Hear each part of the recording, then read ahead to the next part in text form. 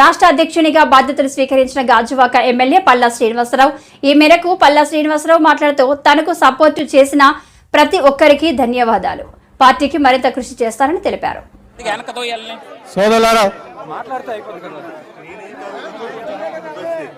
ఇక్కడికి విచ్చేసినటువంటి తెలుగుదేశం పార్టీ నాయకులకు, సోదరి సోదరులందరికీ కూడా పేరు పేరున నా నమస్కారాలు తెలియజేస్తూ, సోదరులారా, ఈరోజు నన్ను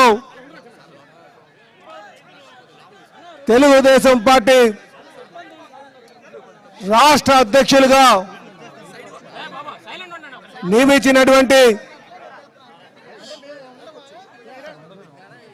మరి పెద్దలు, గౌరవనీయులు తెలుగుదేశం పార్టీ జాతీయ అధ్యక్షులు, ముఖ్యమంత్రి గారైనటువంటి చంద్రబాబు నాయుడు గారికి నేను ప్రత్యేకంగా ధన్యవాదాలు తెలియజేసుకుంటూ, అలాగే యువ నాయకులు, నూతన ఉత్తేజంతో ఎప్పుడూ ముందుకు వెళ్తున్నటువంటి తెలుగుదేశం పార్టీ జాతీయ ప్రధాన కార్యదర్శి అయినటువంటి లోకేష్ బాబు గారికి కూడా ఈ సందర్భంగా నేను ధన్యవాదాలు తెలియజేసుకుంటూ, ఈరోజు నా పైన, నా శక్తి సామర్థ్యాల పైన నమ్మకంతో ఈ బాధ్యత నా మీద పెట్టినందుకు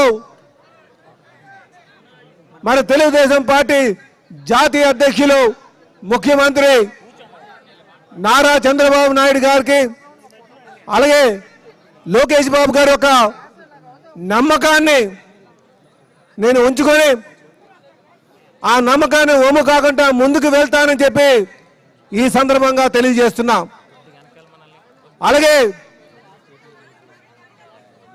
కీర్తిశేషులు నందమూరి తారక రామారావు గారు స్థాపించినటువంటి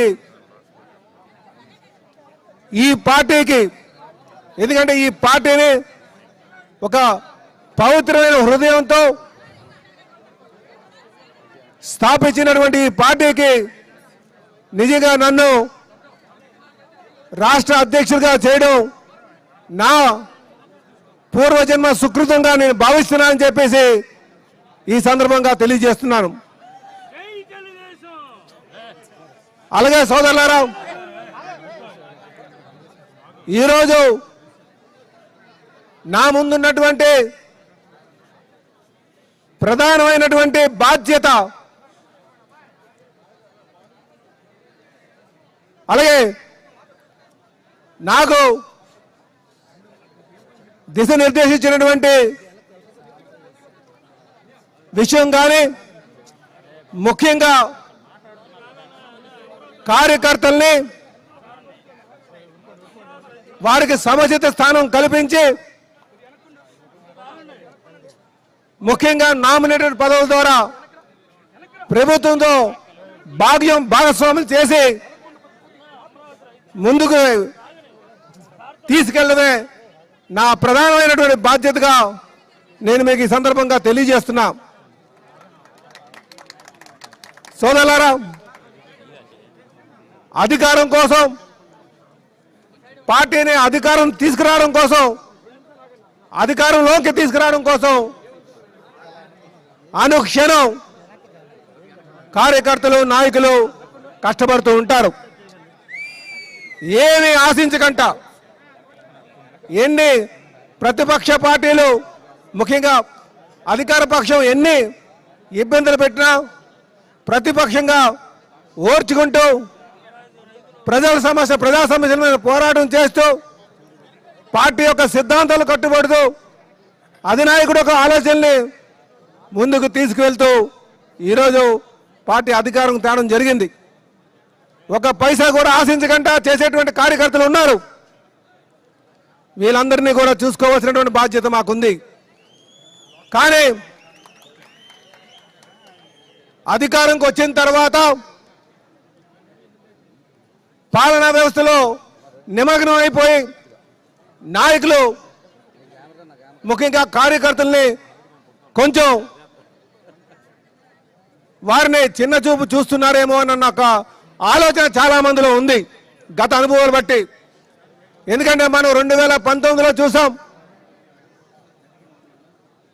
అలాగే పార్టీ అధికారంలో ఉన్నప్పుడు ఏ విధంగా నాయకులు కార్యకర్తలు పార్టీతో మమేకై ఉన్నారు అన్న విషయాన్ని చూసాం. అలాగే అధికారం లేనప్పుడు పార్టీని అధికారం తేవడానికి ఎంత కృషి చేశారో ఆ పరిస్థితులు కూడా చూసాం. కానీ ఈరోజు మనం అధికారంలో ఉన్నాం కనుక